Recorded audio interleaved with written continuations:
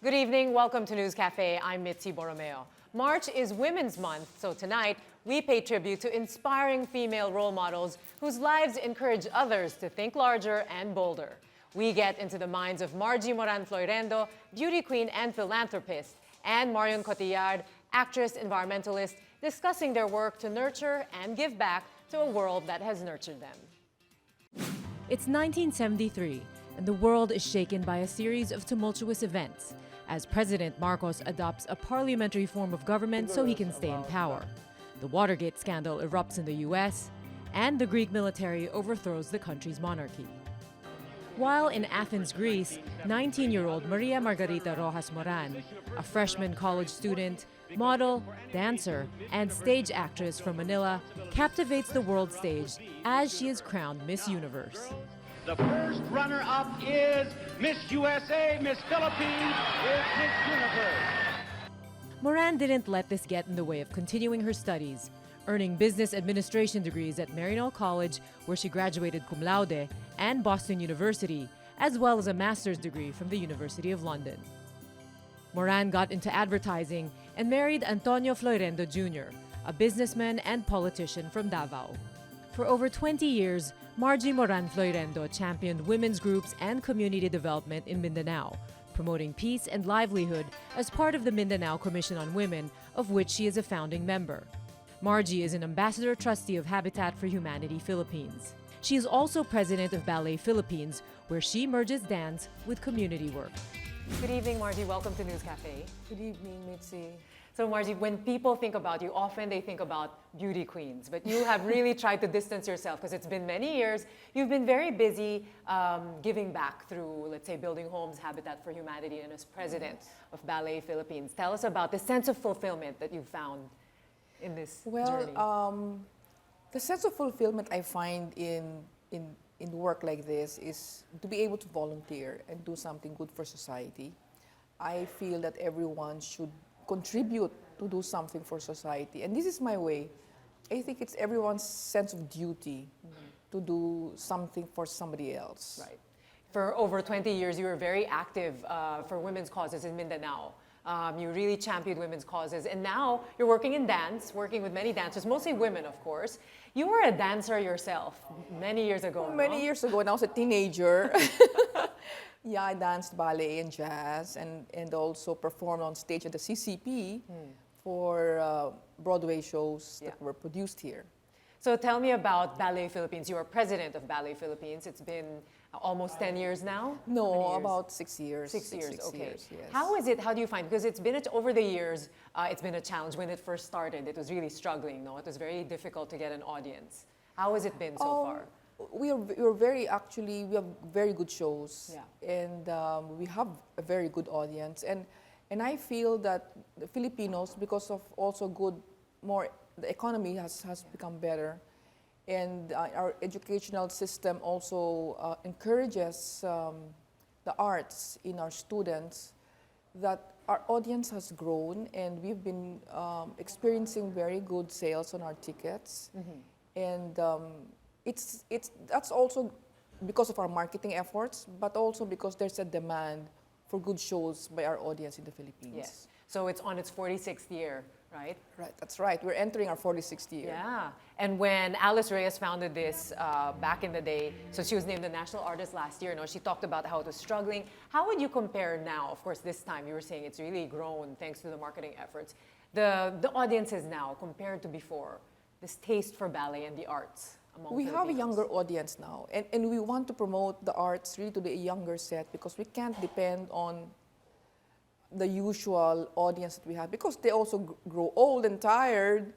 So to be able to sustain an audience for the arts is really to develop the young ones, and by this way is really to expose them to appreciate the arts, so that one day they will also be able to do that for their own children. Because I did it that way with my children. I exposed them, I brought them to ballets, to operas, to theater performances.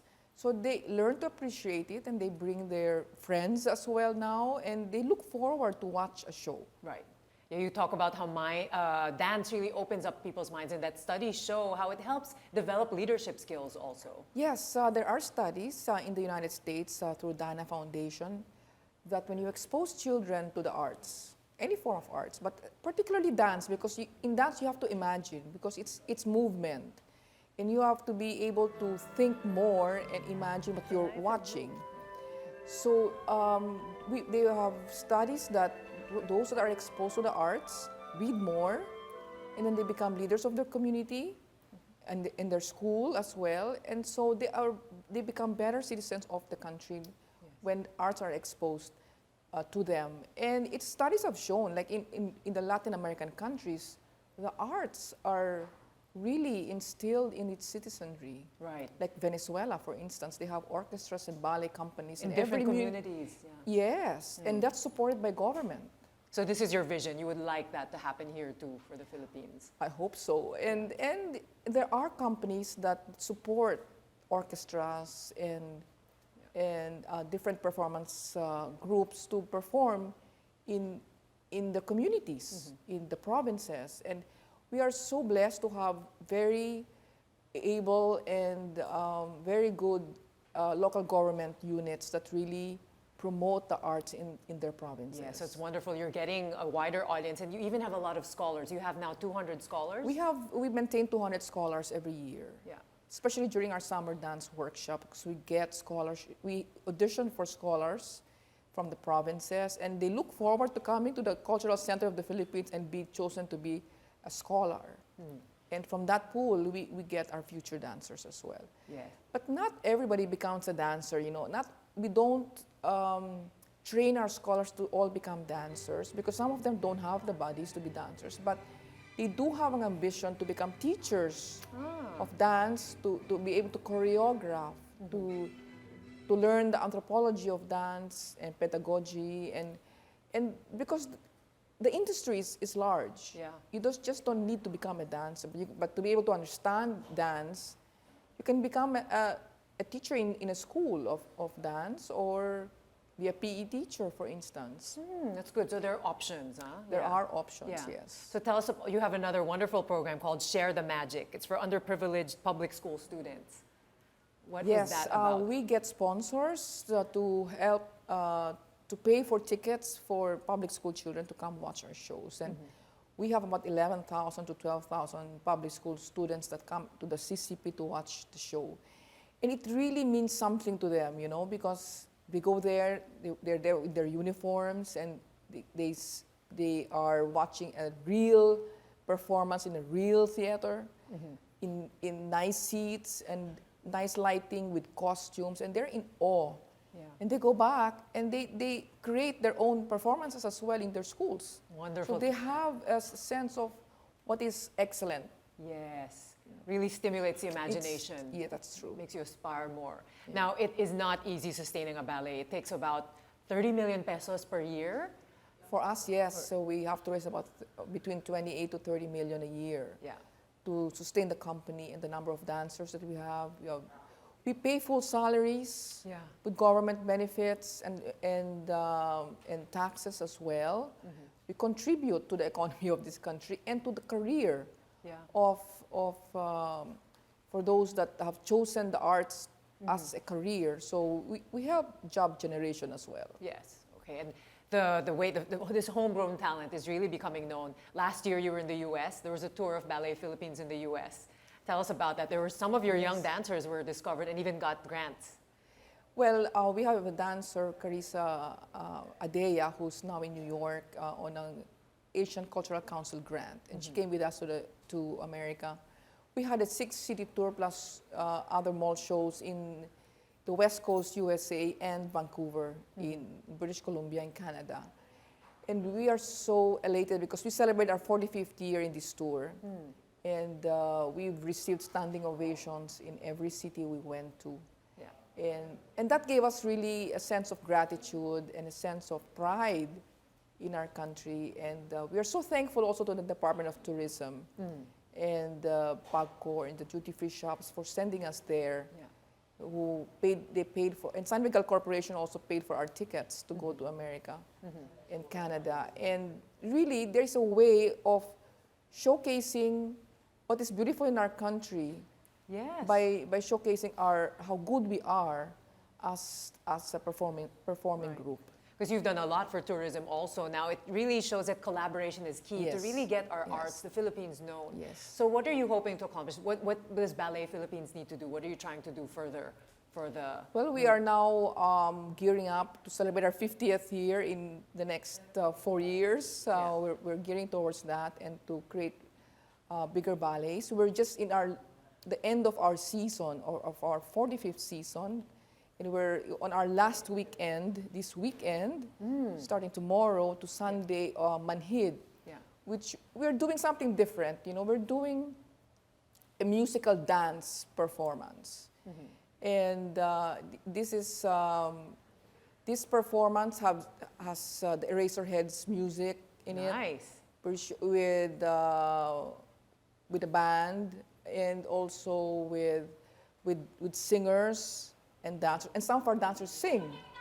So it's a total performance. Wonderful. Yes, and Very different. Very Your different. typical It's ballet. geared for those who are 40 and below.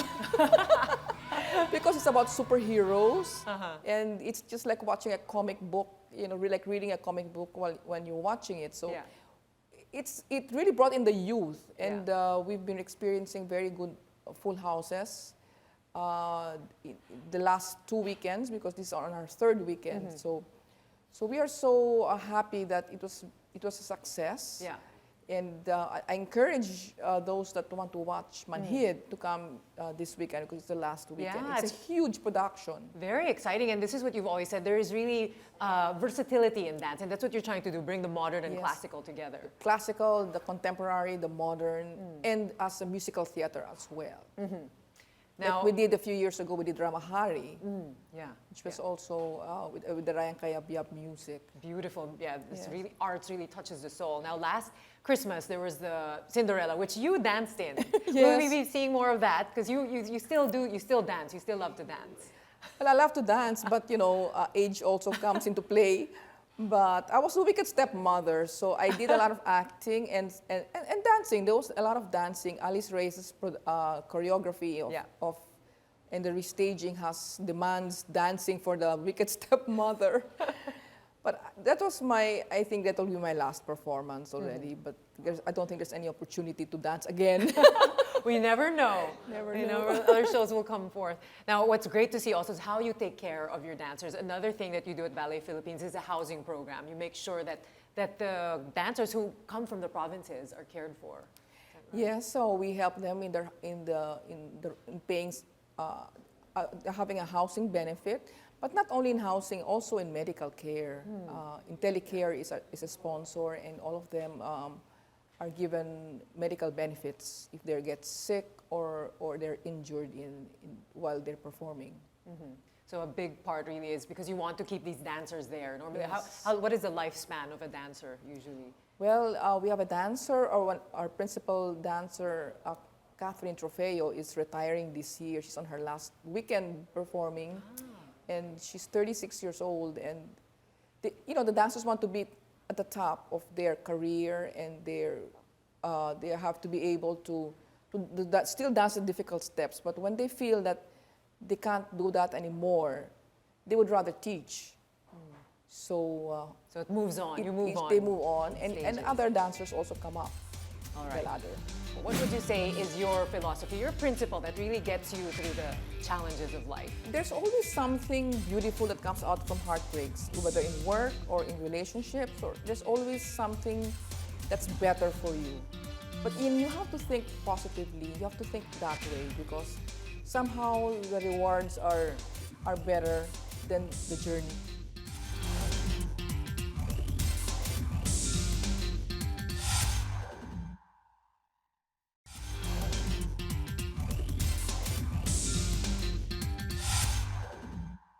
Margie, you have been with Habitat for Humanity for 15 years. How did you start? How did you get into that? I was recruited by Fernando Sobal de Ayala to join the Youth Group Council representing Mindanao, although at that time when he asked me, I was no longer part of the youth. But nevertheless, Knew it very well. nevertheless, we wanted to tap the youth Yeah. to get involved with Habitat for Humanity. Particularly, I was in charge of Mindanao, and that was my first exposure 15 years ago. And I love the works a lot. That I'm still here, so Yeah. that's why the joke is I was inflicted with hepatitis.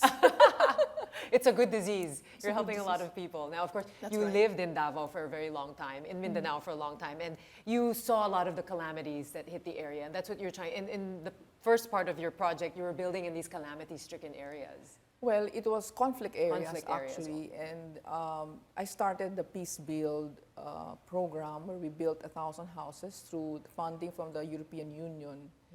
And it was so successful because we built in both Muslim communities, Christian communities, because the issue is equity. So we wanted to have also contribute to the peace process by showing that there's equity even in housing, in communities. So of course we can't provide that for a lot of people, but because we were only given funding for 1,000. But that has grown. Right now we're still continuing building through government funds from the DSWD in areas in central Mindanao, particularly Maguindanao. Yeah. And we're not only building houses, we're also building community centers as well. Yes. Well, since you talk about conflict areas, you helped found the commission, the Mindanao Commission of Women for yes. Women. And over 20 years, you were helping these women in these conflict areas. Tell me about some of these challenges that you saw facing these communities. When we started that, there was conflict in Mindanao. Yeah. In fact, one of our programs was Mothers for Peace, where we campaigned for peace in Mindanao, and we campaigned all over the country to women to make them realize that the conflict is not just in Mindanao, that conflict can be exported to other parts of the country, and it will affect the whole country as well. And so that was one of our programs for Mothers for Peace, and using us mothers so that people, because the men during those days were warmongering, they preferred war. Yeah. They preferred to annihilate the people who were causing conflict in Mindanao. So as women, we campaigned against that, and together with other groups, we were successful in negotiating for ceasefire during those times. Yes. But we also wanted to do little pockets of peace in communities where we were in central Mindanao. And this was to train women how to negotiate for peace. You know, in many barangays, in many villages, there is always a woman leader. And we train them to be able to negotiate for peace by way of what they call the third sider. We do role modeling and teach them the skills and the language in their languages, how to talk and to hear all sides and to negotiate, which is the better way for peace. So looking at conflicts like today, of course, the Mama Sapano clashes, many people are probably not aware of the impact this has on the women there. I mean, we know about the SAF 44, but when you think of the people who live there, the communities, what would you see as the biggest challenges facing them? You know, there was no major conflict for so many years already, because the groups were negotiating for this Bangsamoro, the BBL. Basic law. The basic law. Yeah. And now it's like there's talk of war and fear. There's a lot of fear, and right now, as we speak, families are back in the evacuation centers, and the first victims here are, of course, the women and the children. Yeah. So the fear is there again, and that can escalate if it is not managed.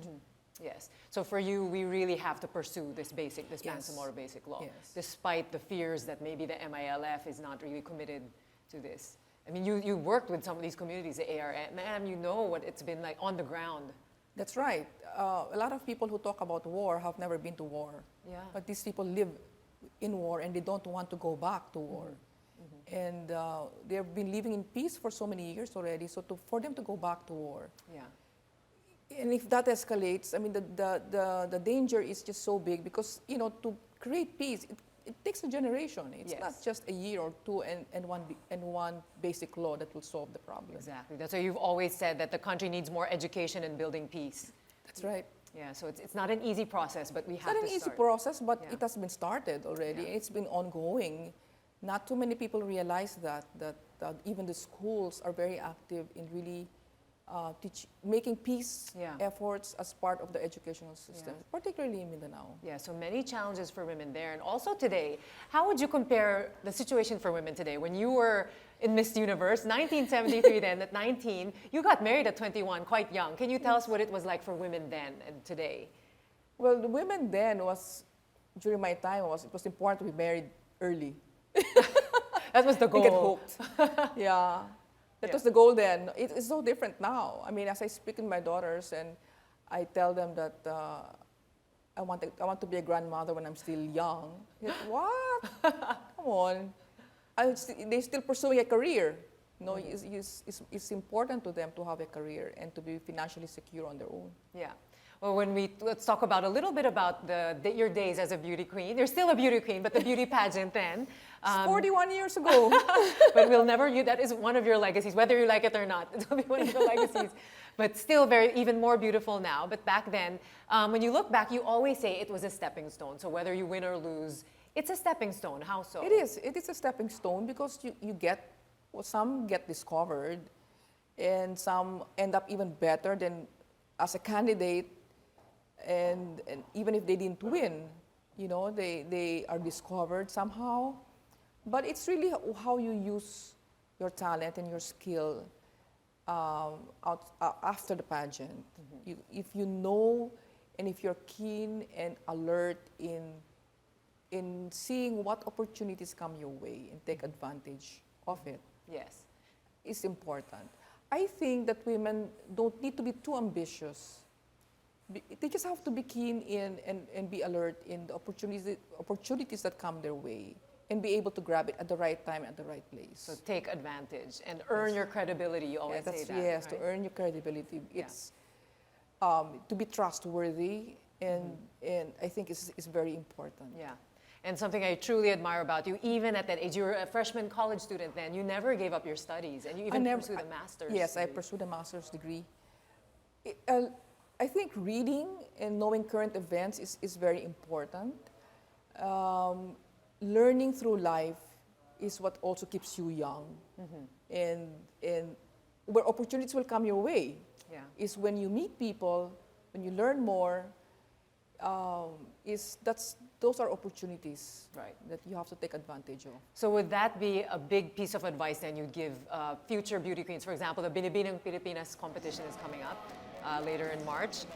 You talk about reading. What is your advice to beauty queens? What should they do to really make it? They get so nervous in answering questions. I was nervous when I answered my questions. When I look back, I felt I was so stupid in answering that question. But it's the confidence of answering the question. And you can only have that when you know that you're confident of what you have on your brains, mm-hmm. when you read a lot, when you know current events. Mm-hmm. So you'll be able to formulate your questions, the answers in your mind mm-hmm. immediately mm-hmm. if you are well read. Yes.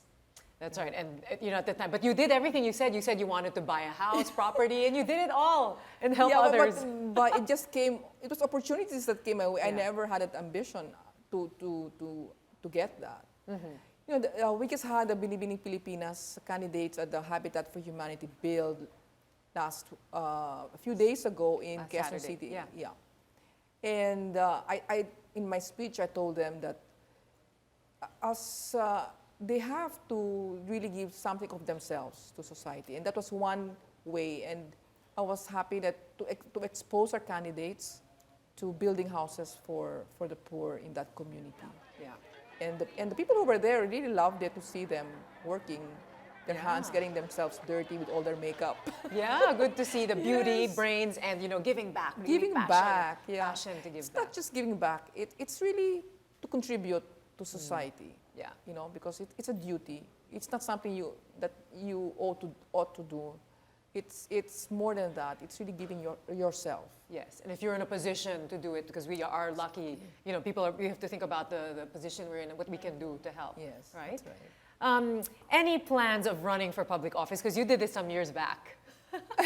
What do you think about that? When you look at elections are coming up, what do you think about the future leaders, the candidates? The candidates. I wish we had, I don't know, there are less candidates now to choose from.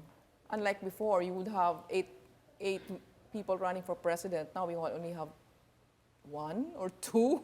We still don't know, right?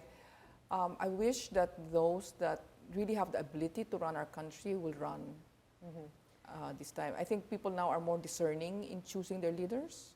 Yeah.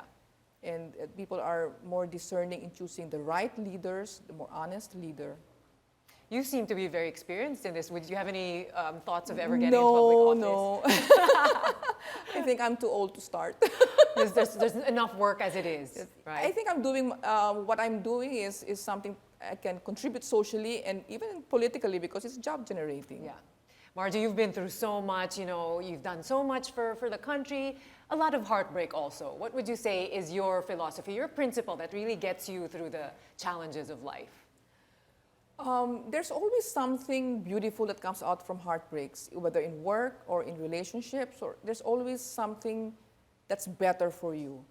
But you have to think positively, you have to think that way because somehow the rewards are better than the journey. It's true. This is where the sense of fulfillment comes from. Yes, isn't it? and when I see our dancers dance on stage, no matter how hard it was to get there, to prepare for a performance, to make it a good quality performance, and to raise the money to produce it, when you see them, like you're satisfied that how beautiful our artists are and how good they are in their craft and the passion that they bring out when they perform. Well said, and it is an inspiration for all of us. Yes, and that's how we should be as Filipinos. Good, yeah, very good analogy there. Thank you very much, Margie. Thank you for inspiring us tonight. What struck you most, seeing how people are really affected, the struggle between conservation and survival? Now it's a global issues that we're facing. The way we consume affects and has a deep impact, and what happens here is our responsibility.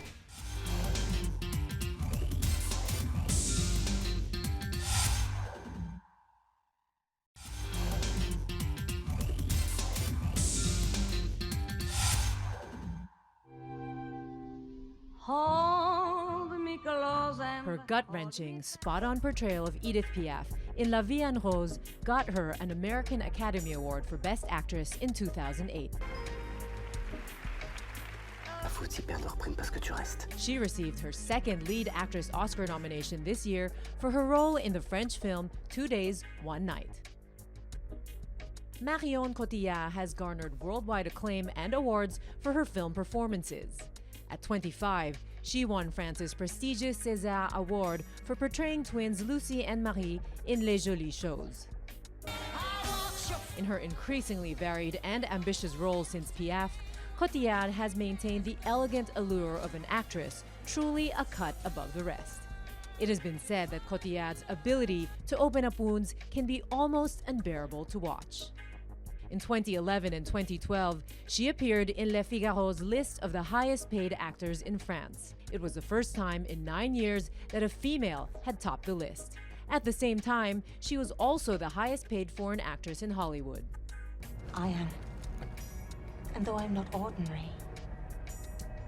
In 2012, Cotillard returned to work 1 month after giving birth to her son Marcel to begin filming The Dark Knight Rises.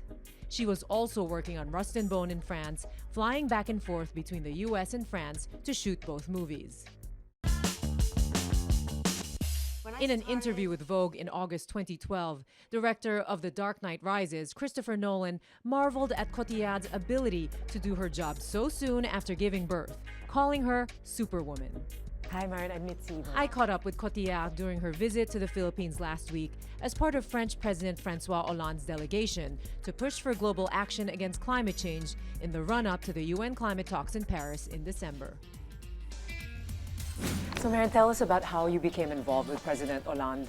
how this all came about, your visit to the Philippines? Well, I've been involved in protecting and trying to raise awareness about the planet and the issues that we're facing, that we've been facing for a long time, and that now we have to really realize and come to the point that we really need to do something. And I met Nicolas Hulot, who's an amazing man who does a lot of things to raise awareness. And then he asked me to be part of this trip, and I said yes, because I'm proud that France is receiving the COP21, and that France is willing to make a difference, and also to support countries like Philippines, who really is in the same goal, or has the same goal, and will to make a difference too. Yeah. You were in the Congo several years ago to raise awareness on deforestation and the effects of climate change. What struck you most, seeing how people are really affected, the struggle between conservation and survival? I mean, now it's a global issues that we're facing, and I feel a responsibility for what happens here in Philippines or in the Congo. The way we consume it affects and has a deep impact on countries that we don't know anything about. It's my first time in Philippines, but I'm very aware that the Western countries have a responsibility, and what happens here is our responsibility. And I'm very proud that France is supporting Philippines. Yes. What So you're going to can do Kiwan here. tomorrow, one of the places hit hard by Typhoon Haiyan. What are you expecting to see there, and what do you hope that will happen? Because as you said, the climate COP is taking place in Paris. What is your call to world leaders to really put an end to problems like this? Well, to be an example, and I would love for my country to be an example of what we can do and share the solutions that we actually have. We just need, of course, the money, and but also the will to push our countries to the transition of energies, and because we have the solutions, we cannot just like look at it and do nothing. Yeah. There's no doubt that humankind has a responsibility in the climate changes, and with Philippines, which is one of the countries that that is the most hit by the climate changes. Of course, we need to do something, and we need to realize that we, as I said, have a responsibility. And it's my first time in Philippines, but I feel connected, because I feel responsible for what happens here, and all those islands, because you're facing a lot of issues. The ocean coming up sinking. It can be a disaster for you if we don't do anything. Well, the way we consume things gives us the power, and the power to decide, and we should all be aware of the impact of the way we consume and what we buy and where it comes from, how it was made, by who, and how the people are treated making those things that we sometimes don't need. I mean, I think you should be very proud of your country willing to make a difference, and because and not consider yourself as a victim when you are, and you are one of the first victim of climate changes, and by climate changes is human behavior. Because we talk about climate change, it's a fight against climate change, but behind this sentence is a fight for survival of many people here in your country and all around the world. And so it's a really good thing to, and I'm very proud that France is supportive of your desire to really make a difference. In many environmental problems, we hardly have any forest cover. You've been very active in that. You even signed to the Tiger Manifesto. I did. You're a member of Wild Aid. So you're very big in conservation. What started your passion for this? How did you get into it? Well, my parents and my grandparents raised me as a woman who respect, well, first of all, myself and other people, and of course the place we live in, because it's, for me, it's a logic that we should all have.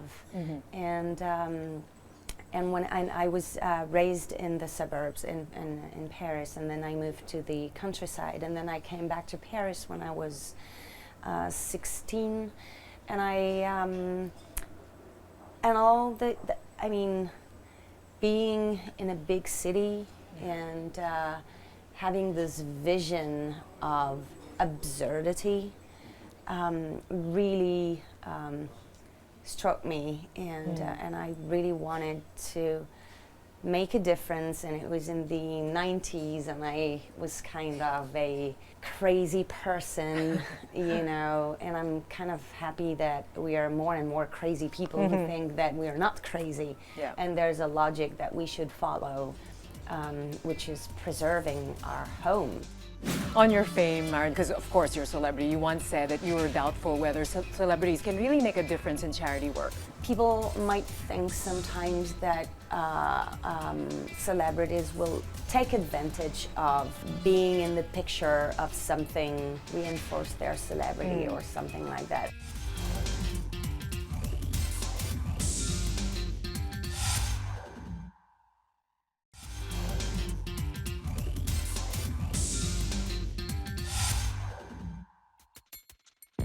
Marion Cotillard has been a Greenpeace member and spokesperson since 2002.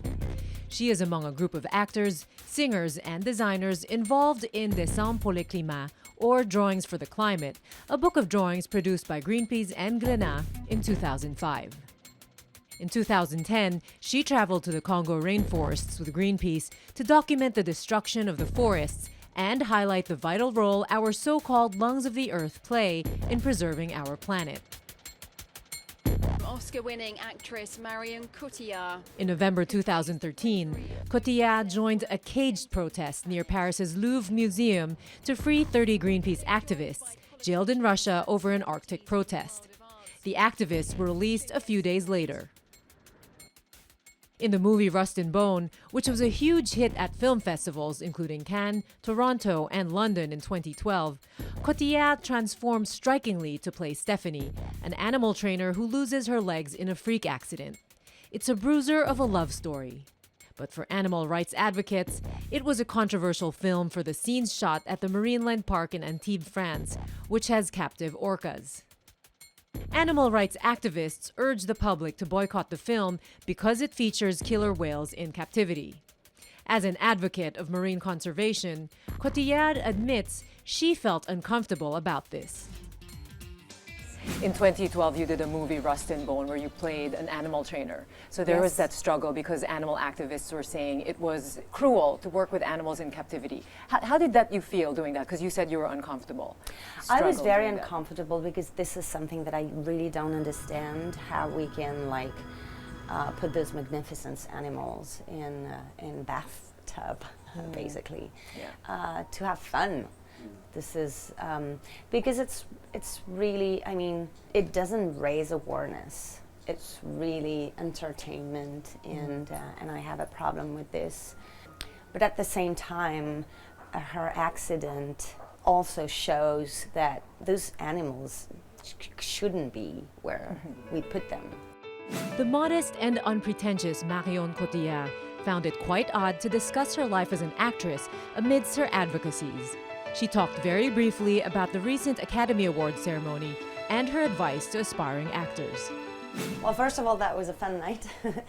And it's kind of weird to shift topics. But I think that when you follow your passion and when you work a lot and you do everything to to find this authenticity that people want to see when they go to see a movie.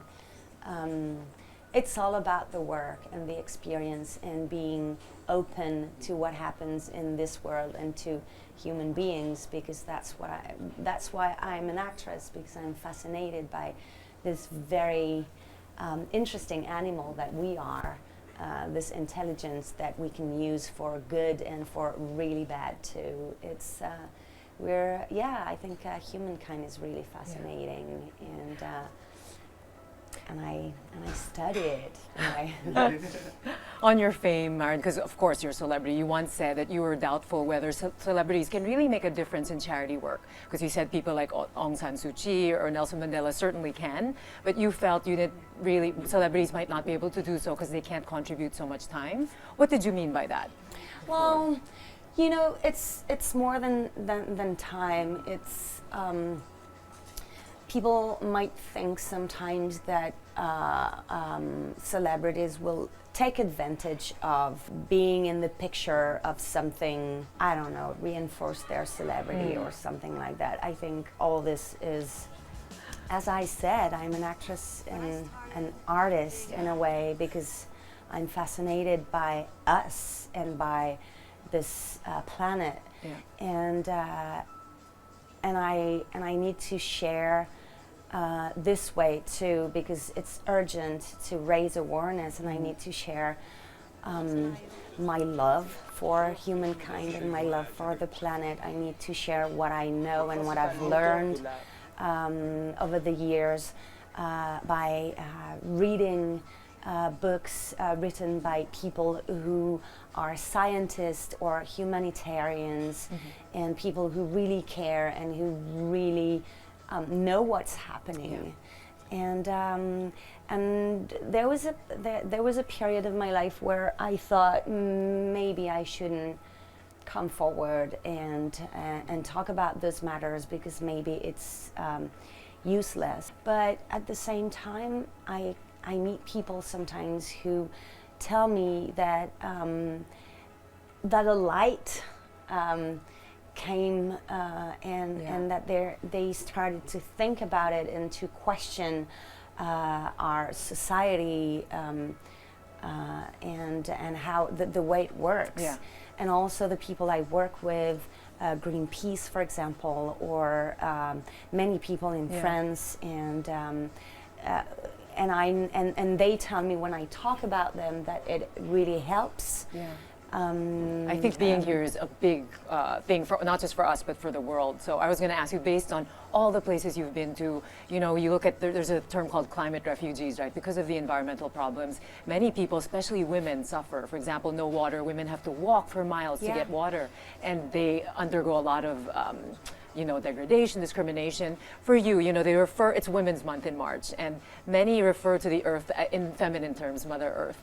What do you think the role is of women, of yourself, or even the women you've met in these who are affected by the environment? What is it that women really? Well, we take care of our kids, and we need to leave this planet alive for them and for the one after. And to discuss this subject is sometimes you really need to keep this positive energy, because there's an awareness that is really raising right now, because we have to. And at the same time, there's an urgency, because some of the problems are already there and won't be fixed. But we need to fix the other problems and face the fact that we have solutions that we can use, and we need to help all the governments and all the countries to make the transition in terms of energy. I guess we all need to protect our kids, but the women have, I mean, it's in us. It's a different touch that women can provide. Thank you very much, Marian. Thanks so much for your time. Thank you. Thank you very much.